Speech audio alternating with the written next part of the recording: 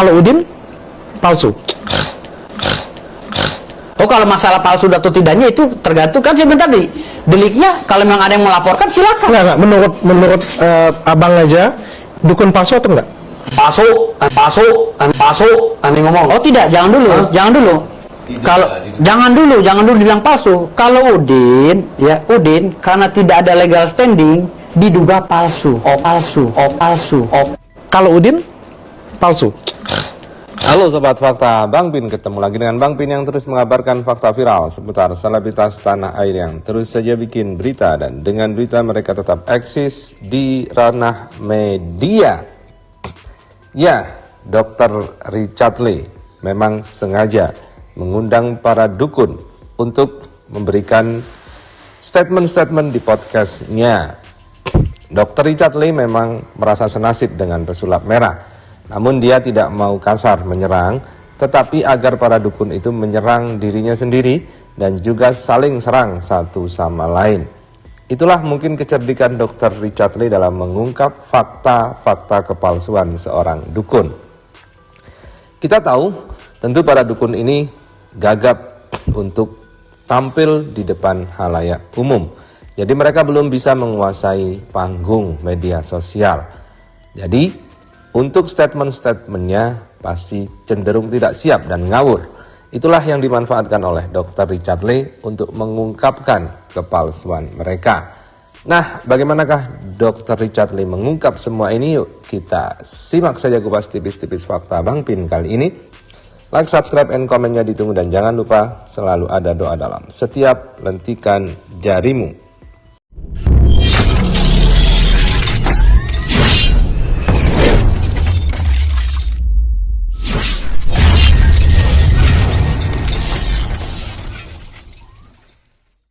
Kalau Udin palsu. Oh, kalau masalah palsu atau tidaknya itu tergantung kan sebentar tadi. Deliknya kalau memang ada yang melaporkan silakan. Enggak. Menurut abang aja dukun palsu atau enggak? Palsu.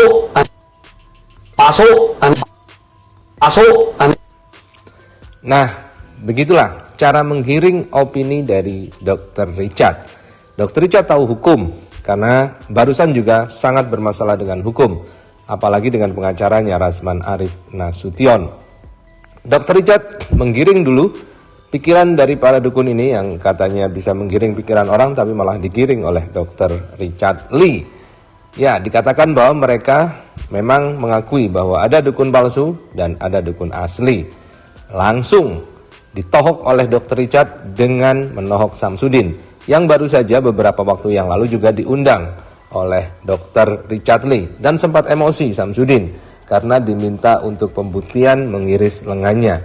Samsudin juga mengancam akan melaporkan Dr. Richard ke polisi. Namun kini dari mulut para dukun sendiri yang seprofesi dengan Samsudin, Dr. Richard tidak perlu menuduh.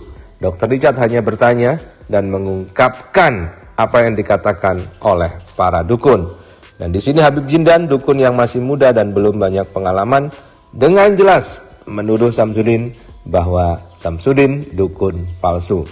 Artinya, Dr. Richard tidak perlu mengatakan itu, hanya meminjam mulut Jindan untuk mengatakan dan memberi pernyataan bahwa Samsudin dukun palsu. Palsu, aneh ngomong. Oh tidak, jangan dulu.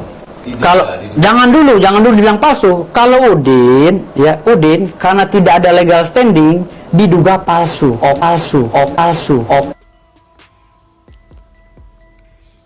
Nah, begitulah. Kini pengacaranya yang ngerti hukum masih berpikir dan tidak sepolos Jindan untuk mengatakan Samsudin palsu. Pengacaranya Firdaus Oyobo hanya mengatakan diduga. Pakai diduga guys, karena tidak ada legal standingnya. Entahlah apa yang dimaksud dengan legal standing seorang dukun. Samsudin juga mengatakan bahwa dia punya legal standing, artinya izin untuk praktek, izin pijat dan pengobatan tradisional. Tetapi jelas Firdaus Oyobo mengatakan bahwa diduga palsu. Inilah kecerdikan Dr. Richard dalam mengungkap para dukun. Tidak pakai emosional, tidak mau terjebak, malah menjebak para dukun dan pengacara ini untuk membuat statement-statement sendiri. Dan tantangan untuk pembuktian kemarin juga bikin para dukun ini marah, terutama Habib Jindan yang kemudian dipermalukan di podcastnya Dr. Richard, mempermalukan dirinya sendiri karena mengaku kebal tetapi takut jarum suntik, guys. Nah, begitulah, kita tunggu saja bagaimana nantinya kejadian ini, apakah akan terus ramai dan terus merembet. Karena pengacara dari para dukun juga melaporkan Dr. Richard Lee ke kepolisian. Dan terakhir, berita terbaru, Dr. Richard Lee memberikan tantangan 1 miliar untuk para dukun mau memindahkan jerawat ke kambing. 3 pemindahan penyakit. Kambing beli sendiri. Ini pemindahan penyakit.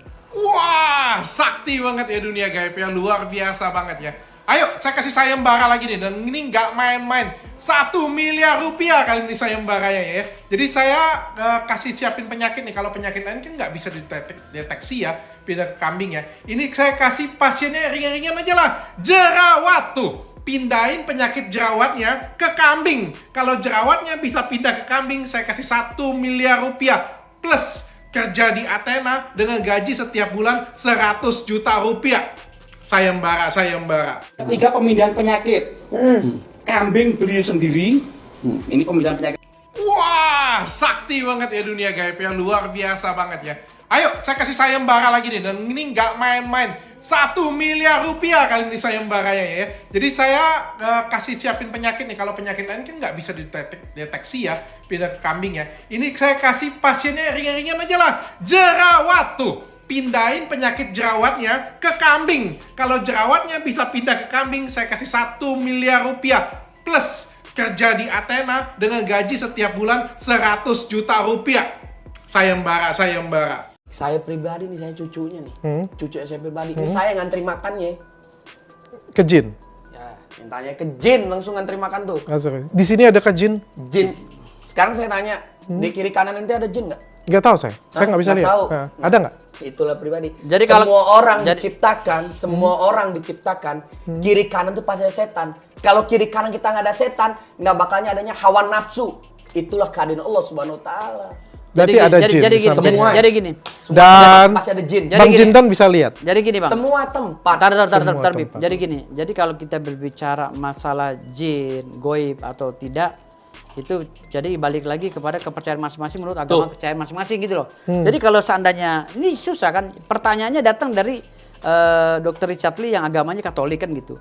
Yang jawab ini Jindan, datang dari Islam. Jadi nggak nyambung nantinya, akhirnya buka kitab lagi gitu. Mendingan kita bahas yang masalah substansional, hak dan kewenangan daripada pesulap merah gitu loh.